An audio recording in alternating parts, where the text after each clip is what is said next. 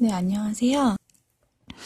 지금 소개해드리는 내용은 나르시시스트의 비밀? 이란 제목인데, 이들이 어떻게 본인의 배우자나 연인이나 혹은 자식들을 조종하는지에 대해서 좀 더 좀 구체적으로 좀 여러 사례들과 함께 설명해드리려고 합니다. 이들이 자존감 도둑이에요. 남의 자존감을 훔쳐서 먹고 살아야 돼요. 왜냐면 본인 스스로 일단 자존감이 없기 때문에, 그쵸? 내 스스로가 나를 너무나도 혐오하고 있고 내가 자존감이 전혀 없기 때문에 누군가로부터 이거를 훔쳐야 돼요. 자존감을. 자, 그래서 이 자존감을 훔치는 사람들이 근데 희한하게 옆에 붙어 있을까요? 왜 당하고 있을까? 바로 이 자기애성 인격장애 사람들이 어떻게 이 희생자들을 다루는지를 알고 있기 때문입니다. 그래서 우리가 만약에 이 사람들이 어떻게 다루는지, 이들의 그런 원리, 비밀을 알게 된다면 더 이상 당할 필요가 없겠죠. 네, 그러면 이제 첫 번째는 바로 감사하지 않는답니다. 또 다른 말로는 만족하지 않는다. 무엇을 해줘도 만족하지 않나요? 왜 그러냐? 이 이유가 굉장히 중요합니다. 예. 왜냐면 저는 저희 엄마가 무엇을 해도 만족하지 못하고 감사하지 못하는 거를 너무나도 사랑을 받지 못해서라고 생각했어요. 물론 그것도 이유긴 이유죠.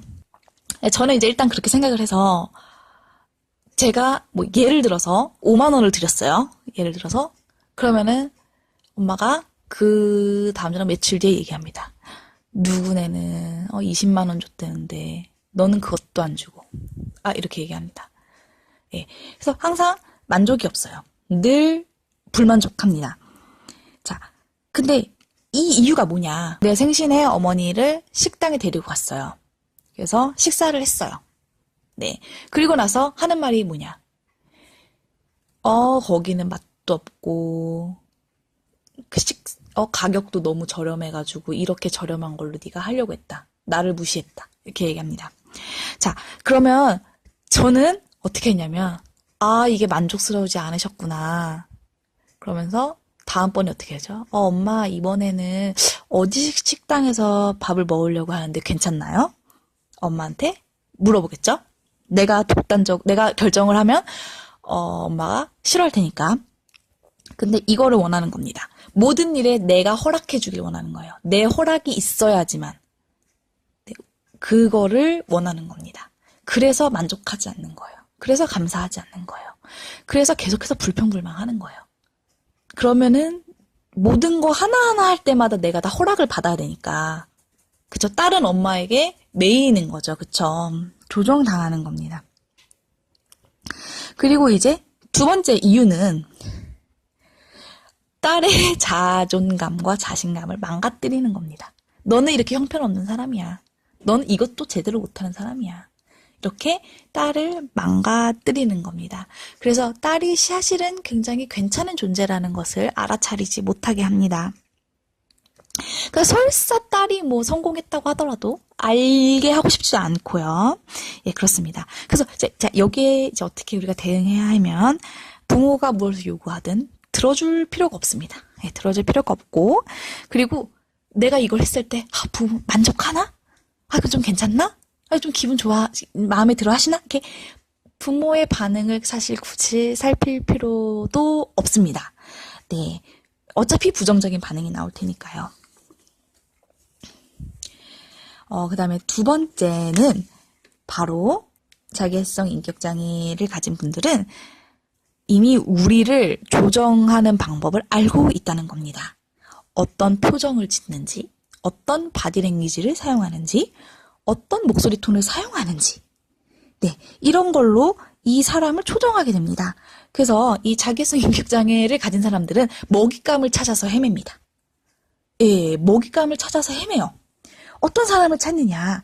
소극적인 사람, 자신감 없는 사람, 아니면은 동정심이나 공감 능력이 높은 사람, 아니면 인내심이 많은 사람, 이런 사람들을 이제 공격 대상으로 삼아서 이렇게 어슬렁 이렇게 눈에 불을 켜고 찾아다닙니다.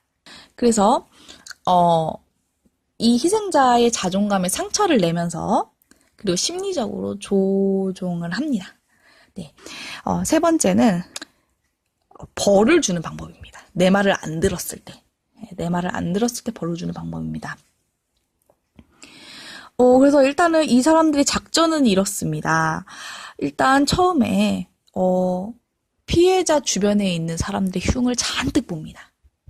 결혼했으면 사위욕, 네, 시댁욕, 아버지욕, 네, 정말 사돈의 팔종까지 다 싸그리 욕을 합니다.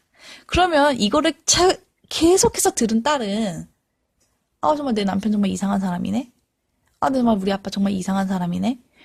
내 주변의 사람들이 정말 나쁘고 이상한 사람으로 생각하고 이 사람들이랑 거리를 두겠죠. 그러면 딸은 어떻게 되죠? 철저하게 고립이 됩니다. 네. 자, 그럼 이 딸이 이제 그 어느 곳에서도 정서적으로 지지를 받지 못할 때, 정서적으로 그 누구에게도 서포트를 받지 못할 순간이 오겠죠. 고립되는 순간이 왔을 때, 그때가 정말 이 사람들은 이제 본격적인 작업을 시작할 수 있는 때죠. 무차별적인 비난. 말 좀 안 들을 것 같으면 대답 안 하고. 말 아예 안 하고. 없는 사람 취급하고. 너는 중요한 사람이 아니야. 너는 가치 있는 사람이 아니야. 너는 의미 있는 사람이 아니야. 벌을 주고 컨트롤을 하면서 이제 이 희생자를 조정하게 됩니다.